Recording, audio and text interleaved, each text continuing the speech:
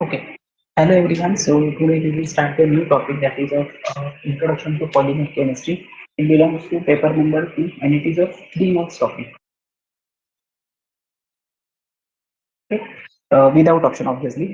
3 marks जरी topic असला तरी याच्यामध्ये क्वेश्चन्स हे आता जो लास्ट पेपर होऊन गेला त्याच्यामध्ये बोर्ड एक्झाम त्याच्यामध्ये 4 मार्क्स याच्यावरती क्वेश्चन्स आले.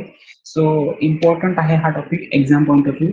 फक्त एक लक्षात ठेवायचं याच्यामध्ये जे रिएक्शन्स आहेत आणि क्लासिफिकेशन हे म्हणजे जे रिएक्शनची प्रॅक्टिस करणारे मेंबर्स आहेत त्यांच्यासाठी जे रिएक्शन्स तुमच्या समोर ज्या येतील त्या कंटिन्युअसली लिहून काढा आणि ओनली रिएक्शन वरती स्टॉप करू नका. त्याच्या प्रॉपर्टीज अँड युजेस असा 3 मार्क्ससाठी कंबाईन क्वेश्चन विचारतात. टॉपिकला वेटेज आहे 3 marks. So obviously exam point of view या फॉर्मॅटमध्ये question in expected that is first असेल एक reaction for 1 mark, second 1 mark for your properties and third 1 mark for your uses. So according to that you have to prepare your polymer chemistry topic. आता important काय काय याच्यामध्ये आहे ते मी आधी discuss करतो, त्याच्यानंतर आपण टॉपिकला स्टार्ट करूया. सगळ्यात पहिल्यांदा क्लासिफिकेशन इंट्रोडक्शन कम्प्लीट झाल्यानंतर लगेचच एक पॉइंट आहे classification of polymer. Okay. So in case of classification of polymer, actually there are various types or various sources. On that particular basis, the polymers can be classified. आता on that particular basis याचा meaning असा असतो, पहिला component समजा मी सांगितलं तुम्हाला source. So on the basis of source how polymers are classified into various types or how polymers are categorized into different types. हा important point आहे. सेकंड पॉईंट तुमच्या सिलेबस मधला आहे तो त्याला आपण असं कन्सिडर करू शकतो की ज्या point under structure, what is the structure, म्हणजे एखाद्या पॉलिमरचं जर स्ट्रक्चर असेल त्याच्यावरून त्याचे आयडेंटिफिकेशन किंवा त्याचं क्लासिफिकेशन कसं आयडेंटिफाय करायचं आणि with examples. Okay.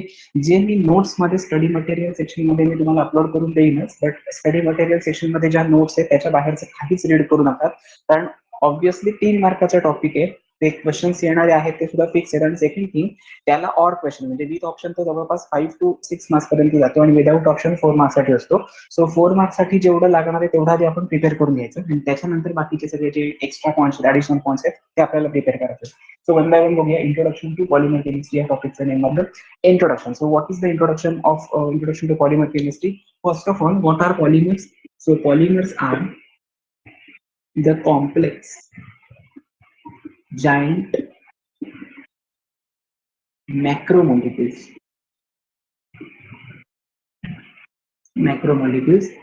having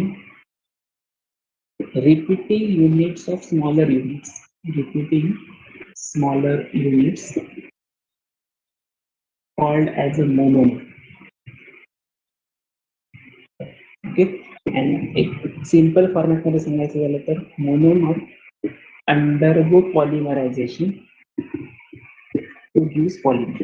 okay. आता हे जर 2 पॉईंट्स बघितलं तर खूप लवकर लक्षात येईल. सगळ्यात पहिल्यांदा मी काय सांगितलं इंट्रोडक्शन मध्ये पॉलिमर्सची डेफिनेशन. पॉलिमर्स हे काय कॉम्प्लेक्स आहेत. जायंट याचा अर्थ कंबाईन झालेले एकमेकांना अटॅच झालेले असतील. मॅक्रो मॉलिक्युल म्हणजे मोठा मॉलिक्युल असणार. मायक्रो म्हणजे स्मॉल, मॅक्रो म्हणजे मोठा. Having repeating smaller units. Repeating smaller युनिटचा अर्थ असा आहे जायंट मॉलिक्युल म्हणजे समजा आपण इथे ए आहे त्याला अटॅच केलाय बी, परत असणार ए परत बी परत ए परत B. This is your giant molecule. Okay. आणि त्या जायंट मॉलिक्युल मध्ये काय केलंय, हे जे युनिट आहे ना A B, again another unit आहे ए बी, अनदर युनिट आहे ए बी, हे काय असणार आहे याच्या पण अगोदर ए बी असणार आहे, याच्या पण नंतर ए बी असणार. सो स्मॉलर रिपीटिंग युनिट्स असतात त्याला आपण कन्सिडर करतो मोनोमर. हे सगळ्यात पहिल्यांदा मोनोमर मॉलिक्युल एकमेकांबरोबर कंबाईन झाले की त्याच्यापासून higher molecular weight containing compound generate होतो, त्याला आपण कन्सिडर करतो polymer. And this process is known as a polymerisation. Means conversion of monomer to polymer is known as a polymerisation process. So मी परत एकदा रिपीट करतो काय काय सांगितलं ते. इंट्रोडक्शन मध्ये फक्त डेफिनेशन एक्सपेक्टेड आहे. पॉलिमर्स म्हणजे काय, polymers are the complex giant macromolecules which contains smaller repeating units called as a monomers. Conversion of monomer to polymer is known as a polymerization process. Okay, so this is your introductory part. Next part is classification of polymers. So first of all, आधी आपण एक class बघूया कुठला part आहे तो. Generally, polymers are classified into various criteria. Okay, so first criteria आपण consider करूया. 5 criteria हा खूप इम्पॉर्टंट पार्ट आहे हा. पहिल्यांदा आपण क्रायटेरिया कन्सिडर करूया on the basis of source. Okay. Source, on the basis of source polymers are classified into natural polymers, next synthetic और आर्टिफिशियल पॉलिमर्स. सिंथेटिक म्हणजेच काय? Man-made. Man-made polymers. And last one is semi synthetic polymers. Semi synthetic polymers खूप important point आहे हा, या सार mark करून ठेवा. दॅट इज युअर क्लासिफिकेशन वरती तुम्हाला 2 किंवा 3 मार्क्सचा डायरेक्ट क्वेश्चन असतो, त्याला और असतो रिॲक्शनचा. आता मी या टॉपिकसाठी पर्टिक्युलर असं सजेस्ट करेन, आता जर समजा तुम्हाला असं वाटत असेल की फक्त आणि फक्त रिॲक्शन्स आपल्या खूप चांगल्या होतात किंवा चांगल्या लक्षात राहतात किंवा रिवाइज केल्यानंतर मला ते सॉल्व्ह करता येतील, तर तुम्ही प्लीज थेरोटिकल हा पॉईंट आहे ना क्लासिफिकेशनचा, तो स्किप करू शकता. पण जर समजा ऐकून किंवा बघून सुद्धा तुम्हाला समजत असेल, अंडरस्टँडिंग जर प्रॉपर होत असेल, तर मग तिथे काही स्किप वगैरे आधी काही करू नका. तुम्ही असं आयडेंटिफाय करा की आपल्याला एक्स्ट्रा मार्क्स मिळणार आहे, हा टॉपिक आपल्याला एक्स्ट्रा मार्क्स देईल. ओके, तर असे कुठले कुठले पॉलिमर, आता नावावरनं समजते याचा सोर्स नॅचरल असेल त्याला आपण नॅचरल पॉलिमर म्हणणार. म्हणजेच काय? The polymers which are made up by or obtained from natural sources. Okay, natural sources best example सांगायचं झालं तर फ्रॉम पॉलिमर्स एखादं एक्झाम्पल दॅट इज कॉटन आणि लिनन. असं ओके, आपण बघूया प्लांट पॉलिमर्स आणि हा असेल अॅनिमल पॉलिमर. ओके, याचे नॅचरल सोर्स म्हणजे काय असणार? प्लांट किंवा अॅनिमल असणार. सो प्लांट पॉलिमरचं एखादं एक्झाम्पल सांगितलं तर कॉटन, लिनन. आपण म्हणतो ना कॉटनचे कपडे युज करायचे. Linen is a part of source of a plant. Animal polymer मध्ये काय सांगू शकता तुम्ही? वूल आणि सिल्क. वूल आणि सिल्क. आपल्याला माहिती मेंढीपासून आपण लोकर प्रिपेअर करतो आणि त्याच्यापासून जे पॉलिमर जनरेट केलेले असतात त्याला आपण काय कन्सिडर करतो? अॅनिमल पॉलिमर किंवा प्लांट पॉलिमर. सो अगेन मी रिपीट करतोय, on the basis of source polymers are broadly classified into 3 types. First one is a natural polymer. Natural polymers are obtained from natural sources. आता natural sources म्हणजे कुठले? दोन दिले, plant polymer आणि animal polymer. Plant पासून जे polymer मिळतात त्याला आपण प्लांट पॉलिमर म्हणतो. जे they are obtained from animal sources, it is considered as animal polymer. What are the examples of plant polymers? Cotton and linen is an example of plant polymer. Question paper मध्ये question विचारतात VSA मध्ये, write any two names of plant polymers, write any two names of animal polymer. किंवा या total source या point वरती जेवढे examples आहेत ते लिस्ट काढून देतात आणि तुम्हाला सांगतात classify them as a source or as a different types of polymers on the basis of source. तुम्हाला माहिती पाहिजे सोर्स मध्ये नॅचरल कोण आहेत, सेमी सिंथेटिक कोण आहेत आणि सिंथेटिक कोण आहेत. त्याच्यानंतर नॅचरल मध्ये परत दोन पार्ट, प्लांट पॉलिमर आणि animal polymer. Again semi synthetic आणि सिंथेटिक मध्ये काय काय येतं हे आपल्याला डिस्कस करायला लागेल. सो ते क्लासिफाय करायला 1 मार्क फक्त असतो. 1 मार्क्सचा क्वेश्चन जनरली बीएसए मध्ये स्मॉल टाईप क्वेश्चन विचारतात. सो या टाईप मध्ये क्वेश्चन येऊ शकतात. आता एक कॉमन पार्ट दिसतो बघा इथे. What are synthetic or man-made polymers? Synthetic polymers म्हणजे काय? They are generally prepared in industry. Prepared in industry म्हणजे ते मॅनमेड आहेत, कुठल्याही नॅचरल सोर्स पासून जनरेट केलेले नाही, त्याला आपण काय कन्सिडर करतो? Synthetic polymer. आता असे कुठले कुठले सिंथेटिक पॉलिमर इथे सांगतो तुम्ही? Nylons, terylene. Okay, terylene alternative word आहे डॅक्रॉन, हे सुद्धा आपण एक्झाम्पल कन्सिडर करू शकतो. अजून कुठला? निओप्रीन. All these are the examples of synthetic or man-made polymers. Similarly, semi-synthetic polymers means what? In general, semi-synthetic polymers are nothing but natural polymers plus synthetic polymers. त्याला आपण म्हणतो सेमी सिंथेटिक पॉलिमर. ऍक्च्युअली काय केलेलं असतं, natural पॉलिमरच्या physical properties improve करण्यासाठी त्याच्यावरती काही chemical treatment दिलेली असते, म्हणजे natural polymers plus chemical treatment. आता ती केमिकल ट्रीटमेंट आपण मॅन करतो म्हणून मी इथे म्हटलं सिंथेटिक किंवा सिंथेटिक मेथड म्हणूया इथे आपण, synthetic method. Then it is considered as a semi synthetic polymer. आता सेमी सिंथेटिक पॉलिमरचं बेस्ट एक्झाम्पल तुम्हाला विचारलं, गेल्या वर्षीच्याच पेपर मधला क्वेश्चन आहे हा. कुठला यूज करू शकता सेमी सिंथेटिक पॉलिमर? तर तुम्ही लिहू शकता क्युप्रा अमोनियम रेयॉन. इथे लिहितो मी cupra ammonium rayon. Cupra ammonium acetate हे सुद्धा अनदर एक्झाम्पल आहे that is semi synthetic polymer. So सगळ्यात पहिल्यांदा न्यू टॉपिक मध्ये मी रिपीट करतोय काय काय सांगितलं, कारण आपले ऑलरेडी 3 मार्क्सचा हा टॉपिक आहे, हे आपलं डिस्कशन झालंय. त्याच्यामध्ये आपण असं कन्सिडर केलंय पॉलिमरची डेफिनेशन काय आणि त्याचं क्लासिफिकेशन. क्लासिफिकेशनचे 5 वेज आहेत, त्यातला आपल्याला पहिला बघून झालाय.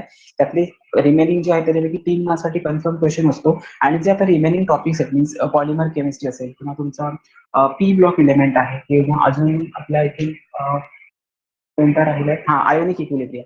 हे 3 मार्क्सचे जे टॉपिक आहे ते तुम्हाला वेटेज म्हणजे कसे मार्क्स मिळवून देतात किंवा कसे मार्क्स इम्प्रूव्ह करून देतात याचं इम्पॉर्टंट पार्ट सांगायचं जर झालं तर त्याच्यामधले जे फिक्स क्वेश्चन्स आहेत ना तेच रिपीट होतात. ओके, आता ह्या पॉईंटमध्ये क्लासिफिकेशनचा जो पार्ट आहे तो कंटिन्युअसली रिपीट होतो, प्लस त्याच्या रिॲक्शन्स पण विचारल्यात. त्यामुळे प्रिपेअर करताना तुम्हाला असं डिटरमाइन करायला लागेल sources as well as your particular reactions, हे दोन्ही पार्ट तुम्हाला प्रिपेअर करायला लागतील. ते खूप इझी होईल. सो वन बाय वन बघूया. पहिल्यांदा मी सांगितलं classification on the basis of source. कुठले सांगितले? नॅचरल पॉलिमर, सिंथेटिक पॉलिमर आणि सेमी सिंथेटिक. यात महत्वाचा पार्ट कुठला? Definition of polymer. त्याच्यामध्ये काय सांगितलं? Polymers are generally complex giant macromolecules which are obtained from repeating smaller units, and that repeating smaller units are also called as a monomer.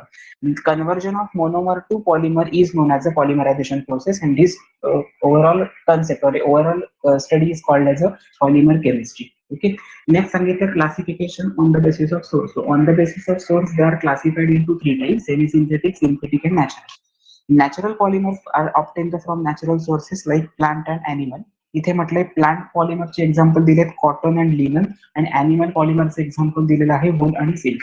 Okay, semi synthetic polymers generally are also called as a man-made polymers, generally obtained in the laboratory or industry, so it is considered as a synthetic or man-made polymer. And best example is a nylon. आपण जे रोप thread use करतो ना, ते नायलॉनचे असते ना, घरामध्ये आपण नायलॉन दोरी यूज करतो बघा.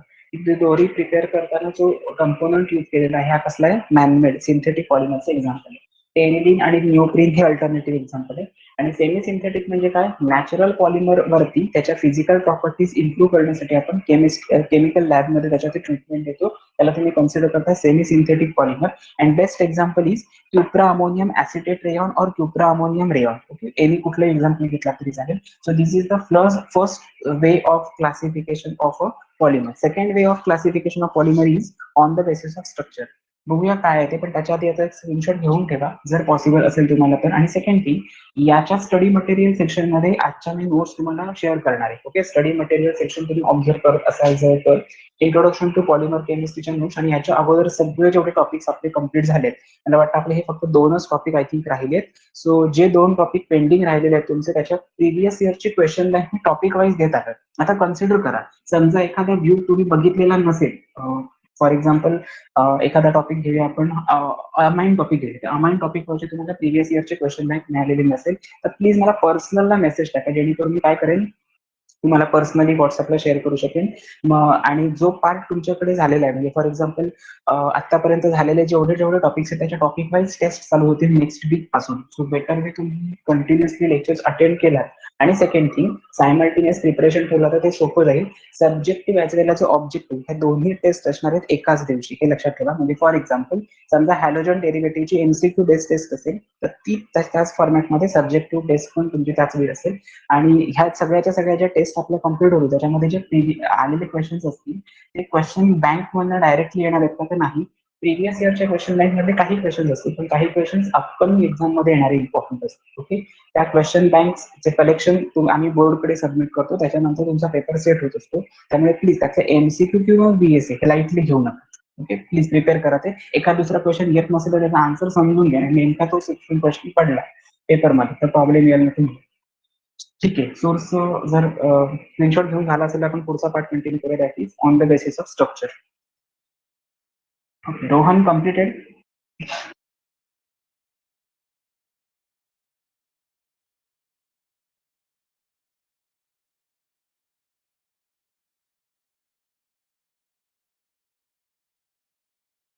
ओके, ठीक आहे, नेक्स्ट पार्ट बघूया, that is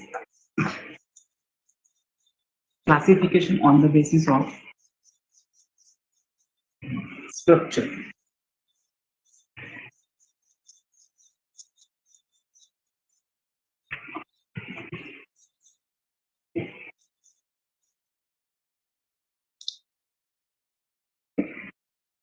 On the basis of structure, generally polymers are classified into three types again. First one is a linear polymer.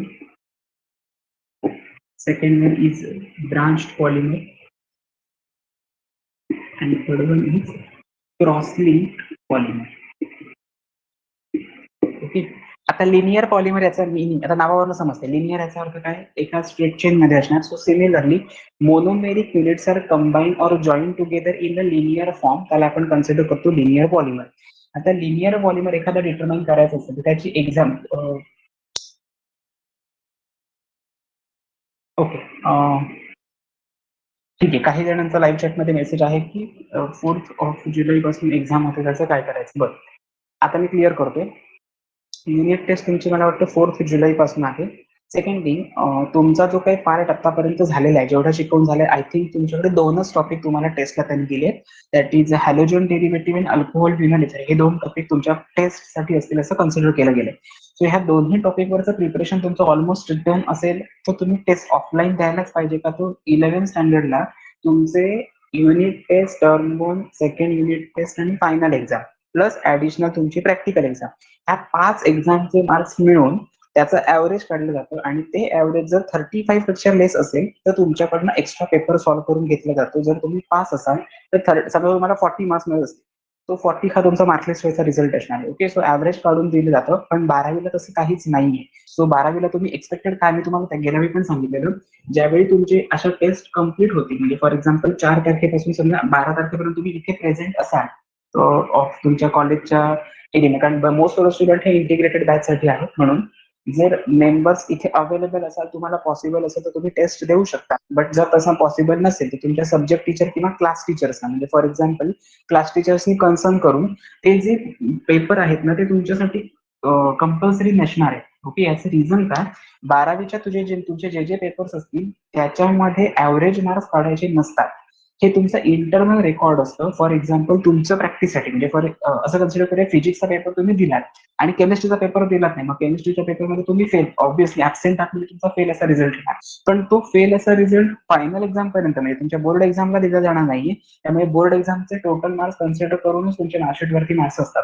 तर जर तुम्हाला पॉसिबल असेल तर तुम्ही पेपर देऊ शकता क्लासमध्ये जाऊन. बट जर समजा पॉसिबल नसेल तर तुम्ही सब्जेक्ट टीचरशी कन्सर्न करा आणि त्यांना काय सांगा, जर मला आता पेपर आता द्यायचा आहे, ओके, आणि मी आता तिथे प्रेझेंट नाहीये, तुम्ही पेपरची पीडीएफ मला शेअर करा असं सांगा, जेणेकरून तुमच्याकडे पेपरची पीडीएफ येईल आणि तुम्ही तो घरी पण सॉल्व्ह करू शकाल. ओके, सो मला वाटतं आता हा विषय क्लिअर झाला असेल. Is it clear? समजलंय आता काय करायचंय ते?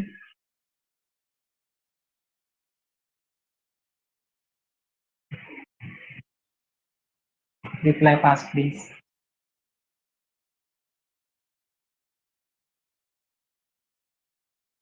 हा, देतील ना, म्हणजे असं सांगून अगोदर तुम्ही ठेवलात तर देऊ शकेल, तुम्हाला पीडीएफ मिळू शकते. ओके, बट समजा असा काही प्रॉब्लेम असेल, म्हणजे पीडीएफ अवेलेबलच नाहीये किंवा पीडीएफ देऊच शकत नाही असं जर कन्सिडर केलं तर तुमच्याकडनं टेस्ट पॉसिबल नाही ना, सोडवून पॉसिबल होणार नाही. त्यामुळे शक्यतो त्यांना असं सांगा, पेपर्स कम्प्लीट झाल्यानंतर त्याच्या जर पीडीएफ आमच्याकडे शेअर केला गेले सगळ्या सब्जेक्टच्या, तर त्याच्यामुळे तुम्हाला पेपर, आणि जेव्हा तुम्ही परत कधी जाल तेव्हा पेपर सॉल्व्ह करून देऊ शकता, सबमिट करू शकता. Okay, as a for internal record, त्याचा कुठल्याही टर्म एक्झाम, फायनल एक्झामच्या मार्क्सवरती परिणाम होणार नाही.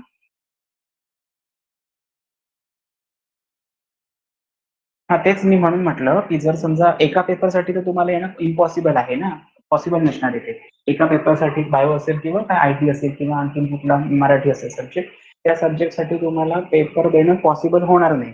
अशा वेळी तुम्ही काय करू शकता, तर त्याचे इंटरनल एक्झामचे मार्क्स तुम्हाला मिळायला पाहिजेत म्हणून त्यांना फक्त कॉल करून आमची अमुक अमुक असं इंटिग्रेटेड बॅच आम्ही अपियर आहोत आणि त्याचे पेपर्स तुम्हाला मागवून पाठवले जाणार, असं क्लिअर करू शकता. इंटिग्रेटेड बॅचच्या स्टुडंटसाठी फक्त, अदर सगळ्या स्टुडंटसाठी कंपल्सरी असणार, जे रेग्युलर स्टुडंट्स आहेत त्यांच्यासाठी. इंटिग्रेटेड बॅच साठी सांगतोय मी फक्त, म्हणजे जे स्टुडंट्स बाहेर राहून एक्सटर्नल स्टुडंट्स म्हणून वर्क करतात त्यांच्यासाठी फक्त मी सांगतोय. जे रेग्युलर स्टुडंट ज्यांनी ऍडमिशन घेतलेले आहे त्यांना मात्र कंपल्सरी ती टेस्ट द्यावीच लागणार. अंडरस्टूड?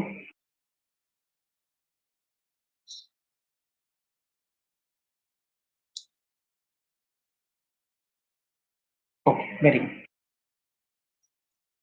तुमचं त्या दिवशीच ऍडमिशन कम्प्लीट झालंय 12th ऍडमिशन? कॉलेजचं ऍडमिशन तुमचं कम्प्लीट झालंय का?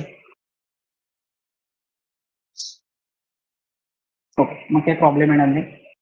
मला वाटतं टर्मची पहिली फी भरून झालेली असणार आहे, त्यामुळे काही प्रॉब्लेम नाही तुमचा. अगोदर तुम्ही फक्त हे कल्पना देऊन ठेवा की आम्हाला येणं पॉसिबल नाही, सो पीडीएफ शेअर करा. ते त्याच वेळी व्हायला पाहिजे की आफ्टरनून नंतर इव्हिनिंगला करायचं, ते त्यांच्यावरती वेळ बघतील. तुम्ही फक्त सांगून ठेवा असं की आम्हाला अशा अशा पीडीएफ शेअर केल्या तर आम्हाला तो पेपर सॉल्व्ह करता येईल. ओके, ठीक आहे. आता आपण आपल्या सिलेबसकडे येऊया. लिनियर पॉलिमर, ब्रांच्ड पॉलिमर आणि cross link polymer. Okay, in case of linear polymer generally monomeric units are joined in a linear arrangement of atoms. Linear arrangement. असे कुठले कुठले पॉलिमर आहेत, फक्त एवढंच एक्सपेक्टेड आहे. लिनियर पॉलिमर मध्ये लिहायचं काय, linear polymers are obtained by linear arrangement of monomeric units. Finish. What are the examples of linear polymers? First of all PVC. तुम्ही म्हणता ना पीव्हीसी पाईप, त्याला म्हटलं जातं polyvinyl chloride, polyvinyl chloride pipes. PVC pipe म्हणतो आपण, घरामध्ये आणतो ते. Another polymer is that is HDP, that is high density polyethylene. High density polythene. पॉलिइथिनच्या बॅग्स आपण यूज करतो. जर त्याची डेन्सिटी जास्त असेल तर त्याला हाय डेन्सिटी कन्सिडर केलं जातं, आणि लो असेल तर low density polythene. Branch polymer मध्ये काय असणार, branching to the linear chain of monomers.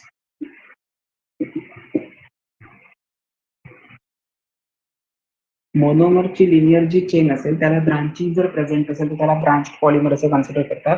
आणि त्याला एक्झाम्पल दिलेलं आहे लो डेन्सिटी पॉलिइथिन. इथे मगाशी म्हटले मी high density polythene, this is your example low density. Unique example आहे, सो प्लीज त्याला अंडरलाईन करून ठेवा किंवा लिहून तरी ऍटलीस्ट या, इम्पॉर्टंट आहे पार्ट. क्रॉसलिंक पॉलिमर्स म्हणजे काय, it involves 3 dimensional network like structure. 3 dimensional network like structure. 3 dimensional network like structure. 3 dimensional network like structure. आता मी ह्या तीनही पॉलिमरचे एक एक्झाम्पल तुमच्या इथे घेतो. स्ट्रेट चेन मध्ये असतील म्हणजे ए बी या फॉर्मॅटमध्ये असेल.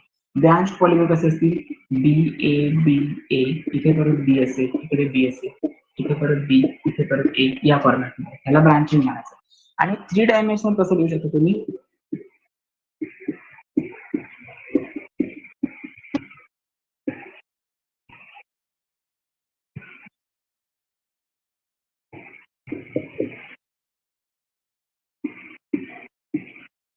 ओके. हे असं लॉंग चेन असणार. याचा अर्थ असा होतो, ए ला बी कनेक्टेड आहे, बी ला सी कनेक्टेड आहे, सी ला ए कनेक्टेड आहे, ए ला परत अगेन बी कनेक्टेड आहे. या फॉर्मॅटमध्ये 3 dimension network like structure generate होईल. आणि ज्याचं एक्झाम्पल आहे बॅकेलाइट और मेलामाइन. याचं एक्झाम्पल आहे बॅकेलाइट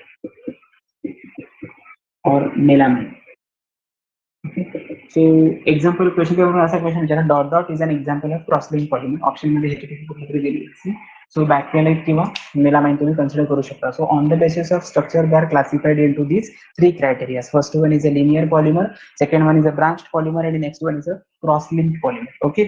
Now the third criteria of classification of polymers is on the basis of mode of polymerization. Before that, take a screenshot. याचा स्क्रीनशॉट घ्यायला मी का सांगतोय, कारण ह्या ज्या शॉर्ट नोट्स आहेत त्याच्यावर तुम्हाला नोट्स जेव्हा समोर ठेवाल तेव्हा ते खूप इझी जाईल समजायला, जर तुम्ही सायमल्टेनियस प्रिपेअर करत असाल तर. Okay. So just take a screenshot fast.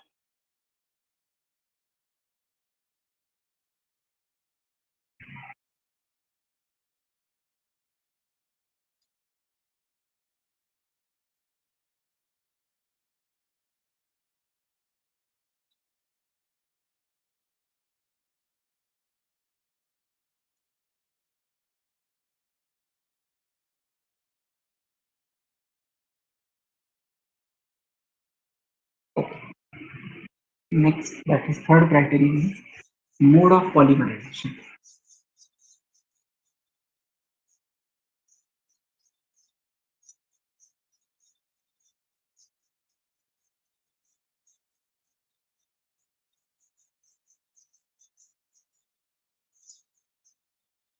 Third criteria is mode of polymerization. Okay. So on the basis of mode of polymerization, generally polymers are further divided into 3 types. First one is addition polymerization. खूप महत्वाचा part आहे हा. Addition polymerization. Second one is condensation polymerization. First one is addition polymerization. Next one is a condensation polymerization. And third one is ring opening reaction. Ring opening reaction. Okay. So in this case, addition polymerization, condensation polymerization आणि ring opening reaction साठी पहिल्यांदा बघूया addition polymerization म्हणजे exactly काय असणार. In these polymers are generally formed. Polymers are formed by the loss of a smaller molecule. Okay, without the loss of small molecule. म्हणजे ह्याच्यामध्ये कुठलाही मॉलिक्युलचा लॉस होत नाही. जे काय मॉलिक्युल ऍड होत जातात तसे तसे त्यांच्यामध्ये ब्रांचिंग होत जातं आणि लॉंग चेन जनरेट होतं. त्याला आपण higher molecular weight containing compound असं कन्सिडर करतो. त्यालाच आपण म्हणतो पॉलिमर. आणि मोनोमर पासून पॉलिमर जनरेट होतं म्हणून त्याला पॉलिमरायझेशन म्हटलं. सो ऍडिशन पॉलिमरायझेशन मध्ये फक्त ऍडिशन होत जाते, इलिमिनेशन होतच नाही. ओके, हे महत्वाचं आहे. Without loss of the small molecule. आता ही प्रोसेस जी आहे ह्याच्यामध्ये जनरली इम्पॉर्टंट कुठला कुठला पॉईंट कन्सिडर करायचा, तर this reaction generally carry forward with free radical mechanism. हा क्वेश्चन तुमच्या प्रीवियस सीईटीला येऊन गेलेला आहे. Free radical mechanism means generally addition type of polymerization is carried out in higher proportion, that is in free radical mechanism. Free radical mechanism carry forward केला आणि addition polymer generate होतात. Okay, एक एक monomer unit असेल ते combine होत जाईल आणि ऍडिशन पॉलिमर जनरेट होतील. So this is your first point. Again in case of free radical mechanism there are 3 steps. First one is 3 steps involved. Three steps involved. First one is chain initiation. Second one is chain propagation. And third one is chain termination. आता तुम्हाला याच्यातून काय समजतंय ते फक्त बघा. Polymers generally कुठलाही मॉलिक्युलचा loss न होता जर पॉलिमर जनरेट होत असेल तर त्याचं मॅक्रो मॉलिक्युलर वेट असेल ते खूपच जास्त असते, वाढत जाईल. आणि ही प्रोसेस होत असताना एक पर्टिक्युलर मेकॅनिझम फॉलो केलं गेलं पाहिजे. ते म्हणजे कुठलं free radical mechanism. Free radical is considered as a intermediate. Generally free radicals are generally defined as these are the electrically neutral species having only one electron on itself. म्हणजे काय, ते electrically neutral असतात. म्हणजे कुठलाही cation anion generate easily करत नाही. म्हणजे होमोलायटिक आणि हेट्रोलायटिक क्लिवेज जे आपण 11th स्टँडर्डला शिकतो तोच पार्ट. बट त्याच्यामध्ये only one unpaired electron present असतात, पेअर्ड इलेक्ट्रॉन असतात. त्याला आपण म्हणतो free radical. Only one electron is present itself. आणि ही फ्री रॅडिकल मेकॅनिझम 3 स्टेप मध्ये होतं. पहिली असते चेन इनिशिएशन. आता चेन इनिशिएशन मध्ये खूप महत्वाचा पार्ट आहे. त्याच्यामध्ये रॅडिकल जनरेशन होतं. हे पहिल्या स्टेप मध्ये. ओके, चेन प्रोपागेशन मध्ये काय होतं, रॅडिकल प्लस 1 मोनोमर ते कंबाईन अशी खूप लॉंग मॉलिक्युल जनरेट होत असतात. आणि चेन टर्मिनेशन मध्ये termination will take place. Termination म्हणजे स्टॉप, मोनोमरची ऍडिशन होणं थांबतं. Okay, termination process. So in this there are 3 steps. आता ह्याच्यामध्ये तुम्हाला असं जनरली क्वेश्चन असं विचारला जात नाही की डिटेलमध्ये एक्सप्लेन करा काय काय असतं ते. पण मी काय केलंय, नोट्समध्ये ऍडिशनल पार्ट दिलाय. चेन इनिशिएशन मध्ये रॅडिकल जनरेशन कसं होतं. कारण प्रॉब्लेम असा आहे या स्टेप्स मध्ये, समजा तुम्हाला क्वेश्चन पेपरमध्ये असा क्वेश्चन विचारला तर on the basis of mode of polymerisation addition polymerisation involves free radical mechanism among the following are the correct steps in it. Okay, option A देतील चेन इनिशिएशन, ऑप्शन बी देतील chain propagation, option C देतील chain termination आणि last option देतील all of this. तर correct option असेल all of this. Okay, याचं reason काय, addition polymerisation मध्ये फक्त free radical mechanism carry forward होतं आणि ह्या तीनही स्टेप्सने मॉलिक्युल कसा जनरेट होत जातो हे समजायला पाहिजे म्हणून मी ऍडिशनल विथ एक्सप्लेनेशन आणि एक्झाम्पल मी दिले. त्याच्यामध्ये एक पेरॉक्साईड जनरेट होतो पहिल्यांदा, त्याच्यामध्ये आपण रॅडिकल असं कन्सिडर करतो आणि त्या रॅडिकल मधनं CO2 गॅस बाहेर पडतो. नेक्स्ट जे रॅडिकल जनरेट झालेलं आहे, फिनाइल रॅडिकल असेल किंवा मिथाइल रॅडिकल असेल, त्याचे रिएक्शन मोनोमर बरोबर होते. आता कुठल्याही मोनोमर मध्ये कुठलाही मॉलिक्युल जर ऍड केलं तर त्याचं मॉलिक्युलर वेट वाढणार आहे. म्हणजे इथून पॉलिमर तयार व्हायला सुरुवात होते. म्हणजे चेन प्रोपागेशन पासून तुमचं पॉलिमर बनायला स्टार्ट होते आणि चेन टर्मिनेशनला पॉलिमर बनून स्टॉप होतो. Okay, so these are the 3 steps. तर या प्रोसेसची म्हणजे तुमच्या ऍडिशन पॉलिमरायझेशन या प्रोसेस थ्रू कुठले कुठले पॉलिमर्स जनरेट होतात त्याचं महत्वाचं एक्झाम्पल पेपरमध्ये जनरली विचारतात. त्याला आपण म्हणतो PVC, पॉलिव्हिनिल क्लोराईड किंवा ऍक्रिलोनायट्राइड. मी इथे एक्झाम्पल देतो, PVC आणि पॉलिऍक्रिलोनायट्राइड, त्याला पॅन असं म्हटलं जातं. याचे सिम्बॉल आता तुम्हाला सवय होईल जेव्हा तुम्ही नोट्स त्या बघाल तेव्हा. तुम्ही प्रत्येक नोट्स मध्ये मी ब्रॅकेटमध्ये त्याचं फुल फॉर्म आणि शॉर्ट फॉर्म हे दोन्ही मेन्शन केले आणि मगच पॉईंट मध्ये पुढे एक्सप्लेनेशन केले नोट्समध्ये. सो स्टडी मटेरियल सेक्शन जर सायमल्टेनियसली ऑब्झर्व करत असाल तर तुम्हाला ते हे समजून जाईल. ओके, ऍडिशन पॉलिमरायझेशन म्हणजे काय, कंडेन्सेशन पॉलिमरायझेशन म्हणजे काय, किंवा रिंग ओपनिंग पॉलिमरायझेशन म्हणजे काय. Okay, so this is your first part of polymerisation, that is addition पॉलिमरायझेशन.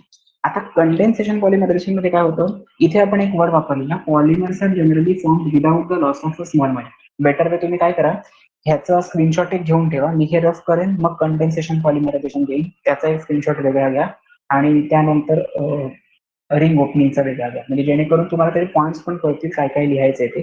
कारण नोट्समध्ये हे ऍडिशनल इन्फॉर्मेशन परत येते सांगतोय, चेन इनिशिएशन, प्रोपगेशन, टर्मिनेशन जे नोट्स मध्ये दिलेलं आहे डिटेलमध्ये, ते रिएक्शन्स लिहायची गरज नाही, फक्त एवढं माहिती पाहिजे. इनिशिएशन मध्ये होतं काय, तर रॅडिकल जनरेशन होतं. प्रोपगेशन मध्ये रॅडिकल प्लस मोनोमर ऍड होते आणि चेन टर्मिनेशन मध्ये ऑलरेडी तुमचा पॉलिमर जनरेट झाला तिथे रिएक्शन स्टॉप होते, त्याला तुम्ही कन्सिडर करता chain termination. Okay. Now the next point is condensation polymerization. In that particular, there is a loss of some smaller molecule by from the formation of monomer to polymer. Monomer चे conversion polymer मध्ये होत असताना काही small मॉलिक्युलचा loss होतो. ते small molecule कुठले असतात हे महत्वाचे. सो इथे condensation पॉलिमरायझेशन, polymers are formed with the loss of small molecule. मगाशी म्हटलेलं without, so with the loss of small molecules like methanol, water, CO2, etc. Okay, small मॉलिक्युलचा लॉस होतो ऍज अ बाय प्रोडक्ट म्हणून, त्याला आपण condensation पॉलिमरायझेशन असं consider करतो. आता कंडेन्सेशन पॉलिमरायझेशनचं एक बेस्ट एक्झाम्पल आहे, याची रिएक्शन तुम्हाला पेपरमध्ये विचारली जाते, ती पेपर इथे मी लिहितो direct, formation of terylene. So n number of OH CH2OH, त्याला म्हटलं आता इथिलीन ग्लायकॉल, और IUPAC घेतला तर इथॅन 1,2 डायॉल. ओके, इथे एन का घेतलंय, कारण आपण असं म्हटलेलं larger number of smaller repeating unit जेव्हा कंबाईन होतात, ते आता किती नंबर असणार, नंबरसाठी आपण जनरली मॅथ्स मध्ये कन्सिडर करतो n number, natural number, so तो तिथे घ्यायचा आहे. एन नंबर, आणि मला वाटतं हे 10th स्टँडर्डला पण तुम्हाला होतं, n number of monomers combine together to form a macromolecule किंवा पॉलिमर. पण याच्यामध्ये असं म्हटलंय आपण, monomers are generally combine with the loss of small molecule, म्हणजे ह्याचा जर लॉस होणार असेल कुठल्या तरी मॉलिक्यूलचा, त्याच्यामध्ये काहीतरी मॉलिक्यूल आपल्याला ऍड करावा लागेल. तर पहिल्यांदा मी ऍड केलं n number of HOOC benzene again COH. Name of this compound is terphthalic acid. आता याच्यामध्ये जो थॅलिक ऍसिड मधला जो पी आहे तो सायलेंट आहे, वाचताना फथॅलिक ऍसिड वगैरे काही वाचायचं नाही आपल्याला, terphthalic acid. ओके, आणि ह्याचा नेम काय, ethylene glycol. With the loss of smaller water molecule, n number of water molecule जर इलिमिनेट केला तर प्रोडक्ट काय मिळेल तुम्हाला बघा, n किंवा असं O CH2O, then C double bond O, benzene, C double bond O आणि N. ओके, आता हा ब्रॅकेट मध्ये एन का लिहिला याचं रिझन लक्षात घ्या, ब्रॅकेटच्या बाहेर एन का लिहिला, आणि ही लाईन आहे ती बाहेर जो ओढले बघा, मी काय केलं, मी ऑक्सिजन कडनं हा जो बॉन्ड आहे ह्याचा अर्थ असा असतो, हा जर मॉलिक्यूल एन नंबरचा असेल तर ह्याच्या अगोदरचा मॉलिक्यूल N-1 असेल, आणि याच्यानंतर ती लॉंग चेन असणार, because it is a long chain backbone of a monomeric units combine together to form polymer. So that's why it is considered as a, it is in the form of a polymeric state. So ethylene glycol आणि terephthalic acid prepare केला, हे जे काही structure generate झालेलं आहे त्याला तुम्ही consider करता टेरिलिन. टेरिलिनचे टेरिकॉट किंवा टेरिलिन असं आपण जे वापरतो त्याचं स्ट्रक्चर हे असं आहे, OCH2CH2O, then C double bond O benzene, C double bond OO, that is it is nothing but your terylene. आणि जनरली टेरिलिनचा यूज कशासाठी केला जातो, so high molecular weight containing polymer preparation साठी टेरिलिनचा यूज केला जातो. Okay, so this is all about your condensation polymer. Addition polymerisation मध्ये कुठलाही लॉस होत नव्हता, याच्यामध्ये मात्र लॉस ऑफ वॉटर मॉलिक्यूल झाला दिसतो बघा, n number of water molecule, आणि ते लिहिलंय बघा, मिथॅनॉल, वॉटर किंवा CO2 चा जर स्मॉल मॉलिक्यूलचा लॉस होत असेल तर त्या प्रोसेसला कंडेन्सेशन पॉलिमरायझेशन असं आपण कन्सिडर करतो. सो ह्या दोन्ही प्रोसेस मध्ये मी एक्झॅक्टली केलं काय बघा, हा जो CH2CH2O आहे हा H आणि इकडचा OH हे वॉटर मॉलिक्यूल मी इलिमिनेट केले, बाकीचं सगळं तसंच ठेवलंय बघा. तसंच याच्या अगोदरचा पण जो असणार HCOH मधला तो वॉटर मॉलिक्यूल इलिमिनेट होईल, म्हणून इथे O घेतला, CH2CH2, देन O, हा इथे O, then C double bond O, CO, benzene CO. आता तुम्ही म्हणाल हा OH का नाही लिहिला, याच्या नंतरचा जो इथिलीन ग्लायकॉलचा OH असेल तो H आणि हा OH वॉटर मध्ये कंबाईन होईल, सो जेवढे आपण n नंबर ऑफ युनिट घेतले तेवढे n number of water molecule eliminate होते. So in this way you can prepare condensation, polymerization, pyridine from ethylene glycol as well as terphthallic acid as a monomers. Okay. Next part of your syllabus is a ring opening reaction. काय आहे ते बघूया, त्याच्यानंतर पुढचा part continue करूया. Just take a screenshot fast.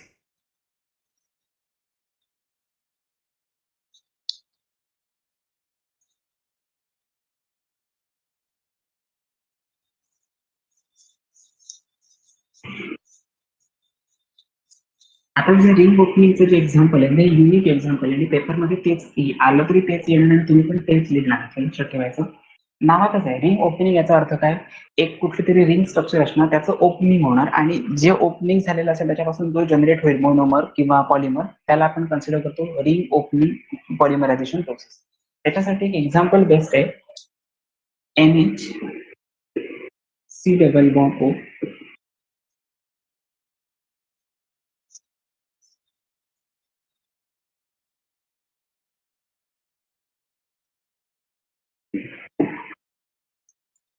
Okay, this is your NHC double bond only की 5CH2 आहे. ह्याला आपण बॉन्ड लाईन फॉर्म्युलाचं कन्सिडर करतो. याचे जे डॉट दाखवले त्याला आपण म्हणतो CH2. सो मी N नंबर ऑफ याला म्हणायचं इप्सिलॉन कॅप्रोलॅक्टम. याचं नेम काय, epsilon caprolactam. Obviously it is a common name. So याच्या IUPAC नेम मध्ये जाण्याच्या भानगडीत पडू नका तुम्ही. मला फक्त एवढंच सांगायचंय, जेव्हा हे स्ट्रक्चर आहे, हे रिंग स्ट्रक्चर आहे, हे जर मला ब्रेक करायचं असेल तर असं नाही करू शकत इथून मॉलिक्यूल ब्रेक केला किंवा असा मॉलिक्यूल ब्रेक केला. त्याचं मला पर्टिक्युलर हायड्रोलिसिस करावं लागेल किंवा थर्मल डिकम्पोजिशन करायला लागेल. आता ते कसं होतं, in presence of 533 kelvin temperature and atmospheric nitrogen gas, म्हणजे in presence of atmospheric nitrogen gas at higher temperature, this molecule will eliminate or break down this NH and CO bond. आता तुम्ही म्हणाल हाच बॉन्ड का break झाला, हा का नाही ब्रेक झाला, याचं रिझन असेल कार्बन आणि ऑक्सिजन मध्ये जी इलेक्ट्रोनिगेटिव्हिटी डिफरन्स असेल कार्बन आणि ऑक्सिजनचा, म्हणजे कार्बनवरचा आणि इथला नायट्रोजनवरचा, याच्यामध्ये इलेक्ट्रोनिगेटिव्हिटी डिफरन्स जास्त असतो. जर इलेक्ट्रोनिगेटिव्हिटी डिफरन्स कमी असेल तर त्याला आपण म्हणतो नॉन पोलर कोव्हॅलंट बॉन्ड, आणि जर इलेक्ट्रोनिगेटिव्हिटी डिफरन्स असेल तर आपण त्याला म्हणतो polar covalent bond. This is your single bond means covalent bond. But polar का, कारण त्याच्यामध्ये दोन चार्जेस सेपरेट होतात. कार्बन वरती डेल्टा पॉझिटिव्ह चार्ज येईल आणि नायट्रोजन वरती डेल्टा निगेटिव्ह चार्ज येईल. तो हा दोन्हीही कार्बन आणि नायट्रोजन वरचा मधला जो बॉन्ड आहे तो ब्रेक करण्यासाठी आपण ही मेथड यूज करतो. त्याला आपण कन्सिडर करतो ring opening reaction. Okay, so in the presence of higher temperature, that is 533 Kelvin, and atmospheric nitrogen gas as a substrate, it will form. आता सिंपल मॉलिक्यूल फक्त इलिमिनेट करत चला. इथे आहे NH, तो आधी लिहून घेतला NH. हे लाईन मात्र लिहायला विसरायचं ना अजिबात. पॉलिमर मध्ये जर तुम्ही असं ड्रॉ केला तर याचा अर्थ असा होतो, याच्या बाजूला असणार तुम्ही CH2 1 2 3 4 आणि 5, CH2 5 फ्रेंड्स लिहून घ्या. ओके, आणि नेक्स्ट आहे C डबल बॉन्ड O. आता मला सांगा, valency of carbon should be 4, पण इथे किती झाले, 3 झाले. Valency of nitrogen should be 3, but it is 2 झाले इथे. त्यामुळे व्हॅलन्सी सॅटिस्फॅक्शन साठी तुम्हाला हे असं करावं लागतं. आणि याचा अर्थ असा होतो, हा मॉलिक्यूल आहे N नंबरचा, तर याच्या मागे एक असाच मॉलिक्यूल अटॅच असतो, कारण तो पॉलिमर आहे ना. सो मोनोमेरिक रिपीटिंग युनिट्स असतील, हे युनिट रिपीट झालेलं असेल N टाइम्स. याच्या अगोदरचा असेल तो N-1 असेल, याच्या नंतरचा असेल तो N+ असेल, N+1 असेल. सो या फॉर्मॅटमध्ये लक्षात ठेवा की याचं नेम आहे नायलॉन 6. आता हे 6 म्हणजे काय एक्झॅक्टली, किंवा नायलॉन हा का वर्ड यूज केला गेला, मग अशा आपण बघितलं होतं. इप्सिलॉन कॅप्रोलॅक्टम नावाचा जो मॉलिक्यूल आहे, त्याचं जर एवढ्या टेम्परेचरला आणि ॲटमॉस्फेरिक नायट्रोजन गॅसच्या प्रेझेन्समध्ये जर थर्मल डिकम्पोजिशन केलं तर आपल्याला हा मॉलिक्यूल मिळतो. ओके, हे CH2 5 कसे काय आले, हे मॉलिक्यूल घेतले 1 2 3 4 आणि 5, त्याच्यानंतर आहे CO, त्याच्यानंतर आहे CO. ओके, सिंपल फॉर्मॅट आहे. It's a ring opening. आधी रिंग क्लोज होती, आता ओपन झाले रिंग. ह्याच्या अगोदरचा मॉलिक्यूल असंच असेल, ह्याच्या अगोदरचा मॉलिक्यूल असंच असेल. या फॉर्मॅटमध्ये पॉलिमर जनरेट करता येईल. आता हा 6चा मिनिंग काय, तर ऍक्च्युअली हा जो पॉलिमर जनरेट केला जातो तेव्हा जेव्हा मार्केटमध्ये येताना ह्याची डेन्सिटी, ह्याची जी जाडी असेल, थिकनेस असेल, तो डिटरमाइन केल्यानंतरच मार्केटमध्ये येतो. आणि त्या मोनोमेरिक युनिटची डेन्सिटी असते 6. Okay, gram per CMU. So त्यामुळे त्याला 6 असा वर्ड यूज केला. याच्यामध्ये कुठलाही कार्बन असं कन्सिडर करायचं नाही. 6 कार्बन असायला पाहिजे, मग 5च कार्बन कसे काय, 7च कार्बन कसे. हे पण याच्यात तसेही 6 कार्बन आहे, पण याचा मिनिंग असा नाही की दिस 6 is not related with your carbon number. Carbon number जर असेल तर तो अगोदर प्रायर आपण डिटरमाइन करतो, दॅट इज लोकल, तसं आपण त्याला कन्सिडर करतो. This is your nylon 6 polymer. And on the example that is ring opening reaction. Okay. आणि ही बाकीचे सगळ्या सिमिलर प्रोसेस आहेत त्याच्या कंडेन्सेशन पॉलिमरायझेशन सारख्याच, फक्त चेंजेस कुठे होतं त्याच्यामध्ये, रिंग फक्त ओपन होते. कुठला लॉस ऑफ वॉटर मॉलिक्यूल वगैरे काही होत नाही ह्याच्यामध्ये. ओके, कुठला वॉटर मॉलिक्यूल लॉस होत नाही किंवा आणखी जात नाही. This is a ring opening reaction. This is a third criteria. आता बघूया पहिल्यापासून काय काय बघितलं ते. सगळ्यात पहिल्यांदा आज आपण बघितली पॉलिमरची डेफिनेशन, मग बघितलं आपण classification of polymer on the basis of source that is natural polymer, synthetic, semi synthetic with example. Next part आपण असा कन्सिडर केला second part, that is on the basis of structure of polymer, that is linear polymer, branched polymer as well as cross link polymer, that is 3 dimensional network like structure polymer. Third point बघितला mode of polymerisation. So first आहे ring opening type of reaction, second one is a condensation type of reaction, and next one is a addition type of polymerization. हे तीनही criteria बघितले. असा आपला तिसरा criteria संपला. असे टोटल आपण आज 5 क्रायटेरिया बघणार आहोत आणि मगच आपलं लेक्चर स्टॉप होईल. त्याच्यानंतरचा पुढचा जो पार्ट आहे त्याच्यामध्ये रिएक्शन्स आहेत, म्हणजे उद्याच्या लेक्चरला आपण रिएक्शन स्टार्ट करू. पण त्या रिएक्शन सुद्धा इझी आहेत, फक्त कसं आहे प्रिपरेशन करताना तुम्हाला रिएक्शन, प्रॉपर्टी आणि यूज असे तीनही पॉईंट सायमल्टेनियसली करावे लागतील. हा ओके, मी नोट्स मध्ये परत 3 पॉईंट्स दिलेत किंवा 2 पॉईंट्स दिले. तुम्ही त्यातला कुठला 1 किंवा 2 पॉईंट केला तरी सफिशियंट आहे, काही प्रॉब्लेम नाही. ऍडिशनली इन्फॉर्मेशन का दिले, कारण त्यातलेच क्वेश्चन्स किंवा तेच स्टेटमेंटच्या फॉर्मॅटमध्ये जर तुम्हाला सीईटीला आले आणि तुम्हाला क्वेश्चन असं विचारतात, which among the following is correct statement regarding nylon 6.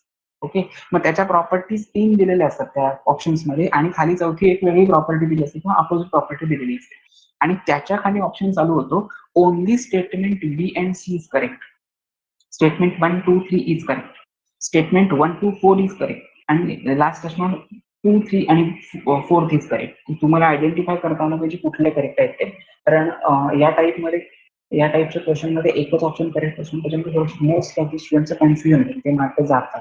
आणि मेन म्हणजे अरे एवढा क्वेश्चन वाचायला पाहिजे, 4 ऑप्शन वाचायला आणि परत खाली दिलेले ऑप्शन रिप्रेझेंट करायला, कन्सेप्ट क्लॅरिफिकेशन इम्पॉर्टंट आहे. जे एक्झामिनर असं एक्सपेक्टेड असतं की त्या स्टुडंटला तिथे कन्फ्युजन होणार आणि तो क्वेश्चन तो सुटेल, सोडून देईल. सो आपल्याला तसं करायचं नाहीये, म्हणून मी ऍडिशनल इन्फॉर्मेशन तुमच्या नोट्समध्ये ऑलवेज देत असतो, त्यामुळे तुम्ही ते प्रिपेअर करा. आणि एखाद्या क्वेश्चन मध्ये तुम्हाला काय करू हे समजत नसेल, म्हणजे फॉर एक्झाम्पल आता मी तुम्हाला पाठवले बघा स्टडी मटेरियल मध्ये बायोमॉलिक्युल टॉपिक मी घेतला होता. त्या बायोमॉलिक्युल टॉपिक मध्ये मी अल्फा डबल हेलिकल स्ट्रक्चर वगैरे हा पार्ट मी इथे कन्सिडर केला होता आणि तो तुम्हाला मी स्टडी मटेरियल सेशन मध्ये नोट्स दिल्या त्याच्या. मग त्यातलं किती लिहू असं जर डाऊट असेल तर ते पॉईंट्स टिक मार्क केलेले जे आहेत ते लिहिला तरी चालेल, किंवा तरी पण तुम्हाला डाऊट असेल तर मला पर्सनली विचारून मी तुम्हाला नक्की हेल्प करेल. Okay, so this is your third type of polymerization.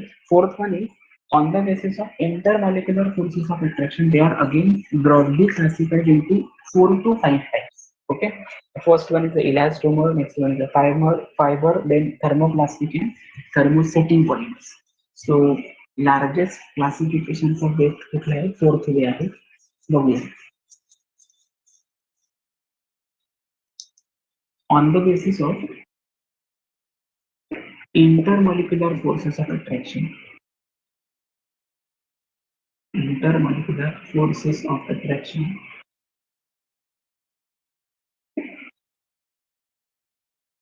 polymers are broadly classified into first type, that is elastomer.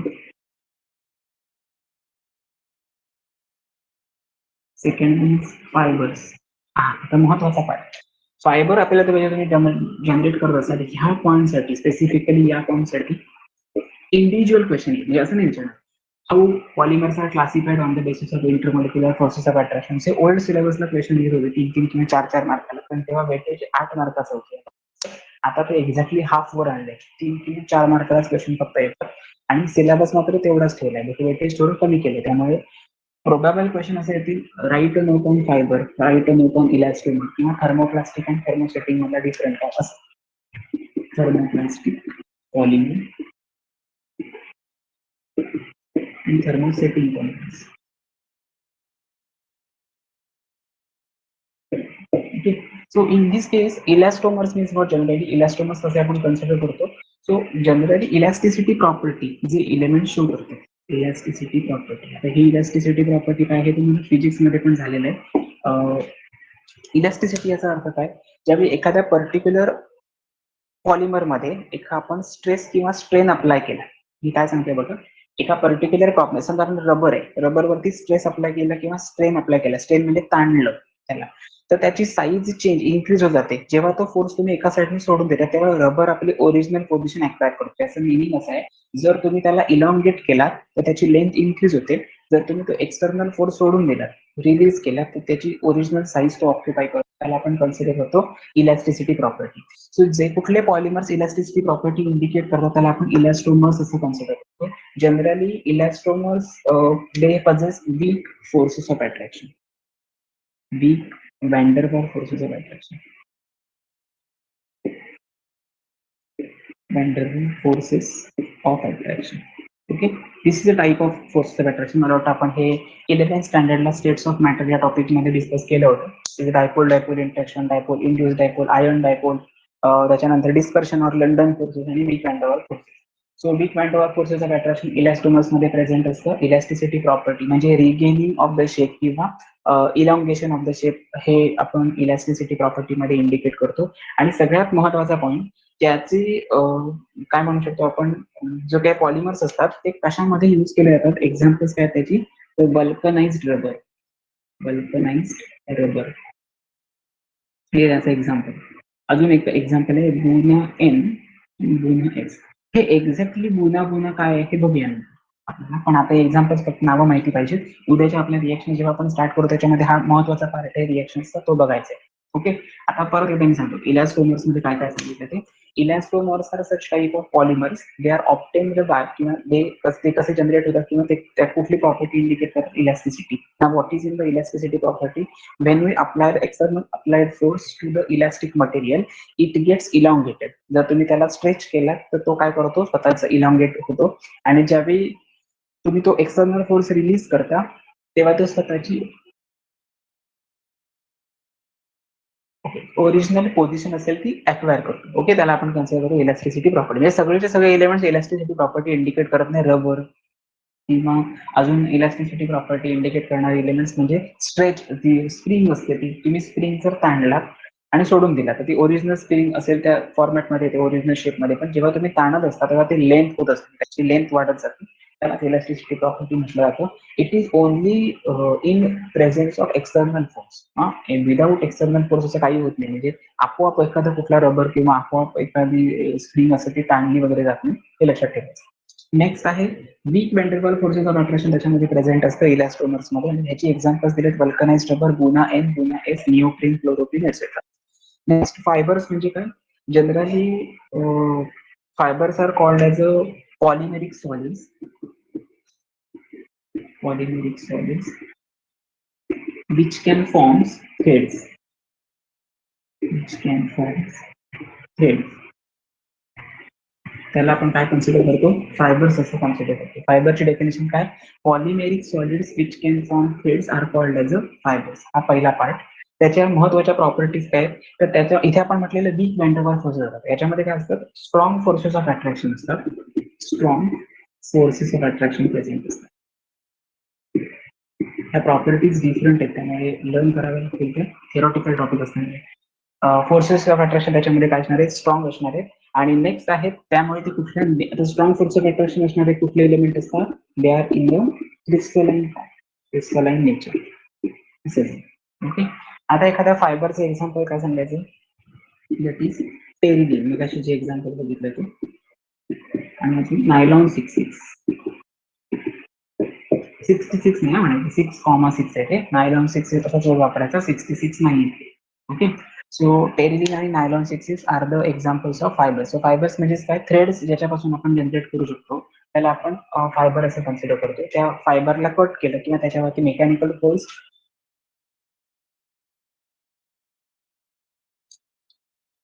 Apply केल्यानंतर थ्रेड जनरेट होऊ शकतात. सेकंड पॉईंट आहे strong intermolecular forces of attraction त्याच्यामध्ये present असतं, that is hydrogen bonding किंवा अजून dipole dipole interaction, ion dipole interaction likewise. आणि they are exist in the crystalline nature. म्हणजे काय, त्याला size and shape proper identify करता येतो, नंतर आपण क्रिस्टलाइन नेचर असं कन्सिडर करतो. So Terylene and nylon 66 are the examples of fibres. Similarly thermoplastic आणि थर्मोसेटिंग पॉलिमर. आता एक्झामिनरचे जे दोन क्वेश्चन थोडे फेवरेट जास्तच आहेत. त्याचं रिझन काय, प्रिव्हियस पेपरमध्ये खूप सारे क्वेश्चन त्याच्यावरती आले. फायबरवरती पण डेफिनेशन वगैरे, डिफाईन फायबर वगैरे विचारतात. तो डिफाईन फायबरचा तुमचं आन्सर असं असतं, these are those polymers which are which can form threads, incorrect आहे ते आन्सर. लक्षात ठेवायचं पॉलिमेरिक सॉलिड्स हा खूप वर्ड महत्वाचा आहे आणि मग थ्रेड हा वर्ड महत्वाचा आहे. जर ते कंपोनंट कुठले तरी असले असते आणि त्याच्यापासून जर थ्रेड तयार करत असले असते तर लक्षात ठेवा याच्यापासून आपण दोरा तयार पण करतो कापडापासून. कापड किंवा एखादा कॉटनचा तुकडा जर असेल तर तो फायबर मध्ये येत नाही. लक्षात ठेवायचं फायबर थ्रेड लाईक स्ट्रक्चर किंवा थ्रेड कसे काय प्रिपेअर करतो तर त्याच्यापासून तो जर तो पॉलिमेरिक फॉर्म मध्ये एक्झिस्ट असेल तर मोनोमेरिक फॉर्म मध्ये एक्झिस्ट असेल तर तो थ्रेड जनरेट करत नाही. मोनोमेरिक फॉर्म म्हणजेच थ्रेड्स असतात हे लक्षात ठेवा. So it is considered as a fibres. त्याच्यामध्ये स्ट्रॉंग फोर्सेस ऑफ अट्रॅक्शन असेल hydrogen bonding as well as dipole type of interaction and they shows various crystalline nature means they possess a particular size and fixed size and shape. Okay, examples are terylene and nylon 6/6.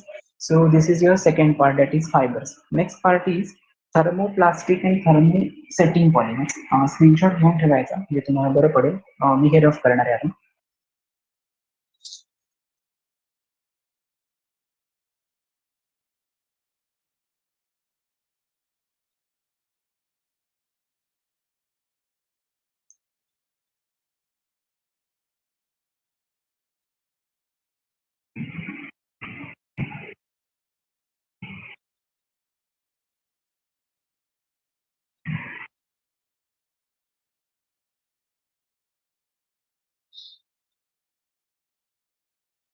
Okay, now thermoplastic polymers म्हणजे काय कळलं तुम्ही?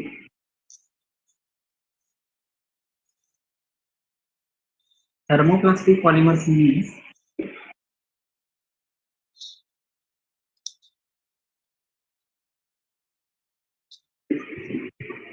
पहिला point घेऊया. They are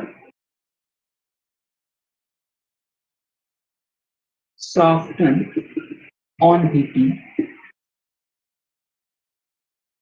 and hardening on cooling.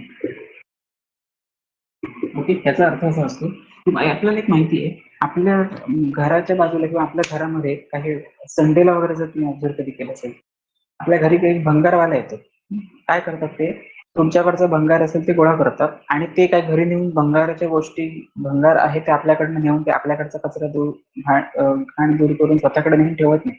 ते काय करतात त्याचं मोल्डिंग करतात. मोल्डिंग याचा अर्थ असा असतो जर समजा एखादं मटेरियल गंजलेलं आहे पत्र्याचं सामान आहे तर त्याचं वजन तुमच्याकडनं करून घेतात. तर तुम्ही ज्या अर्थी जेवढ्या अमाऊंटला ती कॉस्ट घेतलेली असेल त्याचा लाईफ टाइम स्पॅन संपलाय हे मलाही माहिती आहे. पण तरी सुद्धा जर असं भंगार किंवा गोळा केला प्लास्टिकचा पार्ट गोळा केला आणि त्याचं हिटिंग केलं तर एक प्युअर मेटल जनरेट होतो. जर समजा तो प्युअर मेटल तापलेला असणार तो कूल केला तर तो हार्ड होतो. परत मेटलच्या format metals are good conductors of heat is as well as electricity and they are very hard in nature. Tensile strength त्याची जास्त असते. याचाच अर्थ काय थर्मोप्लास्टिक पॉलिमर म्हणजे ह्याचं बेस्ट एक्झाम्पल सांगायचं झालं तर तुम्ही टप्परवेअर किंवा प्लास्टिक कन्सिडर करू शकता. प्लास्टिकची जी बॅग असेल ती तुम्ही हीट केला तर ती मेल्ट होऊन जाते आणि तो मेल्ट झालेला पार्टला परत जर तुम्ही शेप दिला तर त्याची प्लास्टिक बॅग जनरेट होते. हे लक्षात ठेवायचं. त्याला त्याची जो डेन्सिटी असते किंवा डायमीटर असेल तो मायक्रॉनच्या फॉर्मॅटमध्ये मेजर केलेला असतो. आणि मध्यंतरीच्या काळामध्ये होता प्लास्टिकवरती बॅन होता त्यावेळी पोलीस ते चेक करायचे कुठल्या पॉलिथिनच्या बॅग युजच करायचे नाही असं त्यांचा रूल नाही. पॉलिथिनच्या बॅग युज करा पण ज्याच्यामुळे पोल्युशन होणार नाही जे इझिली डिग्रेडेबल असेल ते प्लास्टिक तुम्ही युज करा असं त्यांना म्हणायचंय. सो आपण पण त्याला सपोर्ट करणं एक्सपेक्टेड आहे. जर आपल्याला एन्व्हायरमेंट मध्ये राहायचं एन्व्हायरमेंट टिकवून ठेवायचंय आणि आपल्या फ्युचरच्या जी काही जनरेशन असेल त्याला ही माहिती तरी असायला पाहिजे की ऑक्सिजनसाठी ऑक्सिजन कमी कमी होतो अजून डिप्रेशन होते म्हणून आपण हे क्रायटेरिया युज करायचे त्यांना पण ती तशी सवय लागेल. एक्सपेक्टेड असं आहे की त्यामुळे एअर पोल्युशन कमी होईल किंवा ओझोन डिप्रेशन कमी होईल ज्याच्यामुळे आपल्या एअरची क्वालिटी आणि क्वांटिटी दोन्ही इम्प्रूव्ह होईल. ओके, सो ठीक आहे लक्षात ठेवा. Softening on heating and hardening on cooling ही प्रोसेस ज्याच्यामध्ये होते ज्या पॉलिमर्स मध्ये त्याला आपण थर्मोप्लास्टिक पॉलिमर्स कन्सिडर करतो. आता सेकंड पॉईंट आहे thermoplastic polymers generally are intermediate these are those are intermediate between elastomers and fibers. अगोदरचे जे आपण बघितले होते इलास्टोमर्स आणि फायबर्सच्या मध्ये येतात ते इंटरमिडिएट आहेत ती. आणि थर्ड पॉईंट मध्ये आपण असं सांगू शकतो त्याला पर्टिक्युलर स्ट्रॉंग इंटरमोलिक्युलर फोर्सेस असतात. They possess strong intermolecular forces of attraction. Okay, this is your considered thermoplastic polymer. आता याचे एक्झाम्पल्स काय आहेत? Examples are polyethene, polystyrene. एक कॉमन एक तुम्हाला ट्रिक सांगून ठेवतो. जेव्हा असे क्वेश्चन दिलेले असतील आणि तुम्हाला आयडेंटिफाय करायचे थर्मोप्लास्टिक कुठला आहे. जर प्रिफिक्स पॉली असेल ना तर तो सगळा थर्मोप्लास्टिक असतो सगळ्या शक्यता. ही ट्रिक सगळ्याच ह्याला यूज नाही पण 12th साठी 100% डेफिनेटली युजफुल आहे. थर्मोप्लास्टिक पॉलिमर आयडेंटिफाय कसे करायचे ऑप्शन्स मधून त्याचा प्रिफिक्स पॉली जर असेल मेन्शन केलेला पॉलिइथिन, पॉलिस्टायरीन, पॉलिप्रोपिन, पॉलिब्युटिन लाईकवाईज तर ते थर्मोप्लास्टिक असणार. Okay so polystyrene. अजून काय म्हणू शकतो पॉलिव्हिनियन्स म्हणू शकता. ओके पॉलिव्हिनियन्स etcetera. So these are the example of thermoplastic polymer. आता सिमिलरली थर्मोसेटिंगचे मी याच्यातच समोर तुम्हाला सांगतो. इथे मी म्हटलं ते these are the polymers which can get softened on heating and hardening on cooling. त्याच्यामध्ये असं काही होणार नाही. जर तुम्ही हीट केल्यानंतर ते सॉफ्ट पण होत नाही, कूल केल्यानंतर ते हार्ड पण होत नाही. याचा अर्थ काय ते ब्रेक केल्यानंतर त्याचं रिमोल्डिंग प्रॉपर्टी नसते. ओके सो हे महत्वाचा पार्ट आहे. ते जनरली इनफ्युजिबल असतात आणि सॉफ्टन ऑन हिटिंग आणि रिमोल्डेबल ते असं आपण जे म्हणतो हे रिमोल्डेबल आहे पण हे नाही. So they can not be remouldable. Can not be remouldable. या एका वाक्यात सगळं समजतं. म्हणजे ह्याचं सॉफ्टनिंग केल्यानंतर हिटिंग केल्यानंतर ते सॉफ्ट पण होत नाही, कूल केल्यानंतर ते हार्ड पण होत नाही. याच्यामध्ये इंटरमॉलिक्युलर फोर्सेस हे इंटरमिडिएट आहेत कारण याच्यामध्ये स्ट्रॉंग इंटरमॉलिक्युलर फोर्सेस असतात. याच्यामध्ये मॉडरेट असतात थर्मोसेटिंग मध्ये आणि त्याच्यामुळे प्रॉब्लेम काय तो एक्झाम्पल्स बदलतात. एक्झाम्पल्स आहेत polyethene, polystyrene, polyvinyl for thermoplastic आणि थर्मोसेटिंगचे एक्झाम्पल्स आहेत बॅकेलाइट,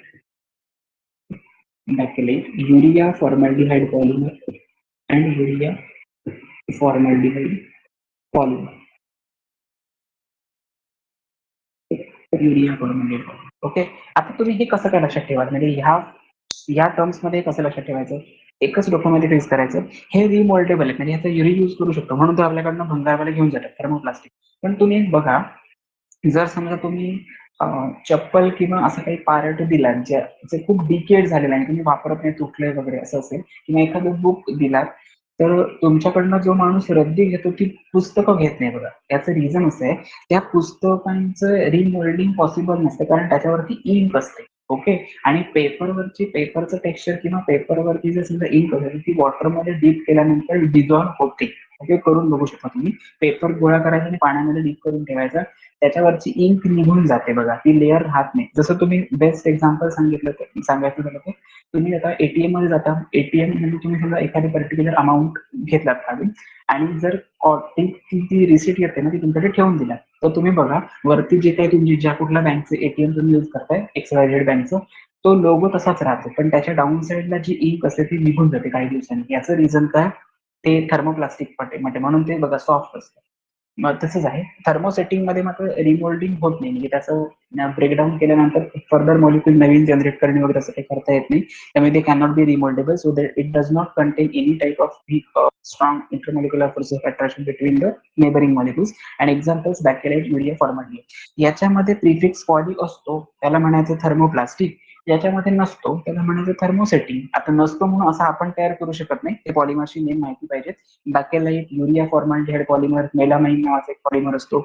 युरिया फॉर्मॅल्डिहाइड जसा तुम्ही युज करता तसा फिनॉल फॉर्मॅल्डिहाइड पण असतो त्याच अल्टरनेटिव्हली बेकॅलाइट असं आहे. ओके हे लक्षात ठेवा फक्त. These are the thermosetting polymers. So this is your fourth criteria and second last criteria is 6 criteria total. त्यातला आपला चौथा झालाय. 5वा criteria आहे on the basis of type of monomers present in the structure they are classified into two types homo and hetero polymers. बघूया काय आहे ते पर्यंत त्याचे स्क्रीनशॉट घेऊन ठेवा.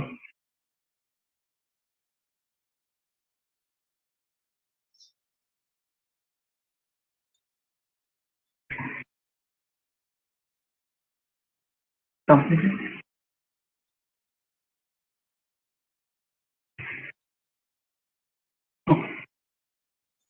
Fifth criteria is the different types of monomers used in the structure of polymer. They are broadly classified into two types. First one is homo polymers, and another one is a heteropolymers.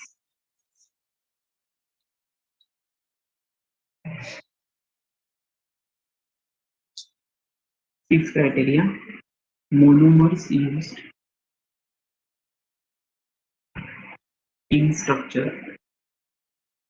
They are classified into two types. First one is homopolymers, and second one is a copolymers or heteropolymers. ओके, homopolymer मध्ये काय असणार आहे? Homopolymer मध्ये only one type of repeating units असतील. Only one type of repeating units हे असणार, त्याला आपण म्हणणार होमोपॉलिमर्स. आणि त्याची एक्झाम्पल्स आहेत, फक्त एवढंच लिहायचे. पॉलिइथिन, अगेन नायलॉन 6, पॉलीॲक्रिलोनायट्राइल, त्याला पॅन असं म्हटलं जातं, पॉलीॲक्रिलोनायट्राइल. ओके, आणि कोपॉलिमर्स मध्ये काय असणार? ओनली वन टाइप नाही, टू और मोर टाइप्स, टू और more types of monomers are used in the structure. Okay. कोपॉलिमरचं एखादं एक्झाम्पल सांगायचं झालं तर बोना एस and Buna N.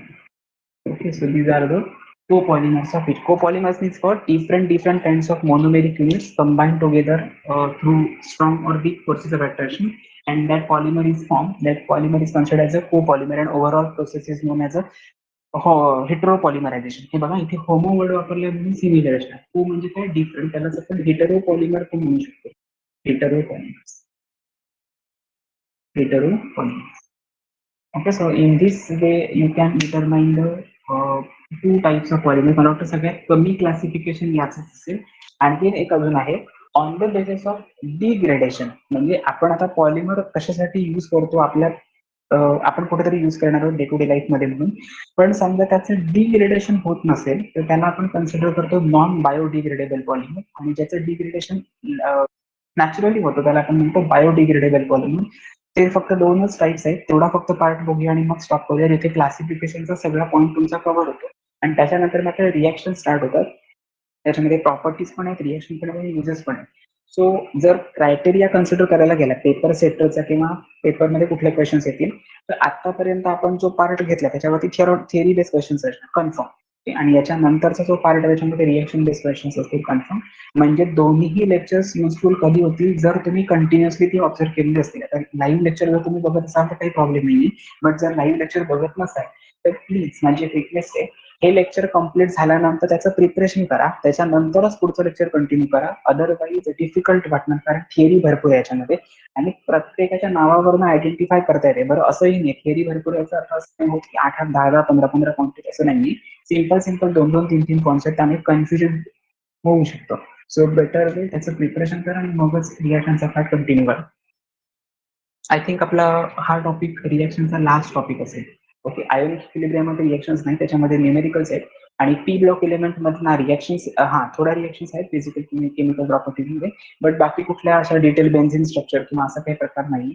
त्यामुळे ऑलमोस्ट मग आपला टॉपिक सगळे सिलेबस ओव्हरऑल कव्हर होईल. ओके, फक्त एवढं लक्षात ठेवा, हे जे काही मी दोन्ही पॉईंट सांगितले, होमोपॉलिमर कोपॉलिमर, याचं प्रिपरेशन करताना एक्झाम्पल सगळं व्यवस्थित प्रिपेअर करायचं, एक्झाम्पल सोडून द्यायचे नाही. Okay, ठीक आहे.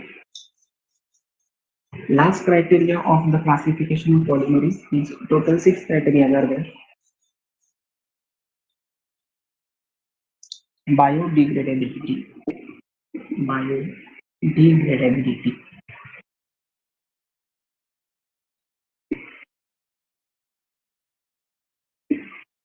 First one is biodegradable polymer.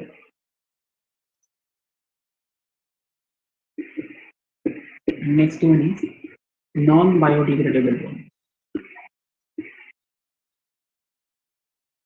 Okay, biodegradable म्हणजे काय? थोडक्यात जनरली जे बॅक्टेरिया किंवा व्हायरसेस किंवा ऑर्गॅनिझम, मायक्रो ऑर्गॅनिझम पासून ज्याचं डिग्रेडेशन होतं.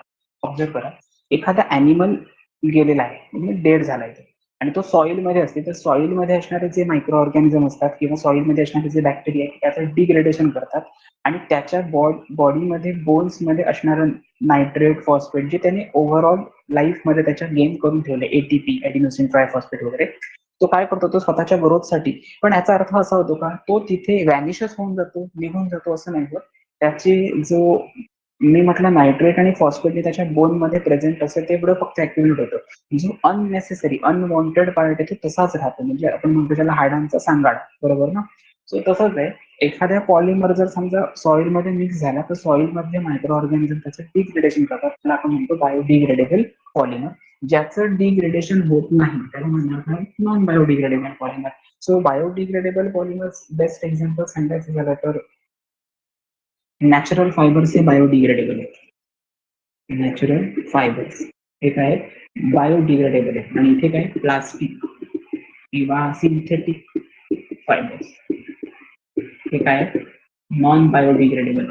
अजून नॉन बायोडिग्रेडेबल पॉलिमर कुठले आहेत तर त्याचे नेम्स आहेत नायलॉन टू नायलॉन 6. त्याच्यानंतर अजून एक आहे PHD, that is polyhydroxy butyric to beta hydroxy valent.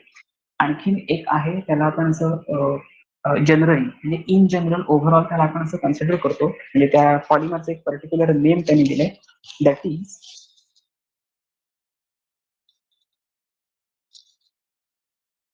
ग्लिप्टन. Okay, तुमच्या टेक्स्टबुक मध्ये पार्ट आहे दिलेला. सो एक्झॅक्टली त्याचं स्ट्रक्चर कसं आहे, त्याच्या प्रॉपर्टीज काय, ते कशामध्ये युज केलं जातं, हे सगळं डिटेलमध्ये आपण नेक्स्ट लेक्चरला बघणार आहोत. आज काय काय बघितलं त्याची एकदा क्विक रिव्हिजन घेऊया आणि मग पुढच्या लेक्चरचं आपण डिस्कशन नेक्स्ट उद्या करूया.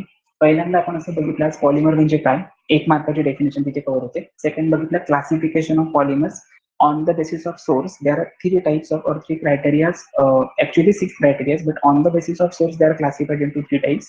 First one is a natural polymer, synthetic polymer, semi-synthetic. With example, natural polymer चे अगेन दोन टाइप पडतात, प्लांट पॉलिमर आणि अॅनिमल पॉलिमर. दुसरा पार्ट आपण असा बघितला on the basis of structure they are classified into linear structure, branch touching structure, as well as cross link of three dimensional network like structure. With examples, त्याच्यामध्ये high density polythene कुठे असतो, low density polythene कुठे, recall करायला पाहिजे, important आहे. Third point आपण असं बघितलं on the basis of degree of polymerization they are classified into addition polymerization, condensation polymerization and ring opening reaction. With examples, addition polymerization मध्ये फ्री रेडिकल मेकॅनिझम असतं, तीन स्टेप असतात, chain initiation, chain propagation, chain termination. Condensation मध्ये loss of water molecule small होतो आणि ring opening मध्ये ring open होते. Okay, with example आपण हे बघितलं, विथ रिएक्शन्स बघितलं. कंडेन्सेशनचं एक्झाम्पल बघितलं, ethylene glycol as well as a terphthallic acid combined together with the loss of water molecule it will form terylene is a major product. Fourth criteria आपण असा बघितला इंटरमोलिक्युलर forces, त्याच्यामध्ये त्याचे चार सब टाइप्स आहेत, इलास्टोमर्स, फायबर्स, थर्मोप्लास्टिक आणि thermosetting. With example प्रत्येकाची बघितली आपण. नेक्स्ट बघितलं on the basis of structure monomer use, त्यात आपण बघितलं होमो पॉलिमर आणि हेट्रोपॉलिमर कोपॉलिमर. आणि लास्ट बघितलं on the basis of biodegradability, they are classified into biodegradable polymer and non biodegradable polymer. Okay, जिथे तुमचा क्लासिफिकेशन ऑफ पॉलिमर हा क्रायटेरिया हा पॉईंट टोटल कम्प्लीट होतो. याचं 50% वेटेज आहे या टॉपिकसाठी, आणि रिमेनिंग 50%चा जो पार्ट आहे तो आपण उद्यापासून स्टार्ट करणार.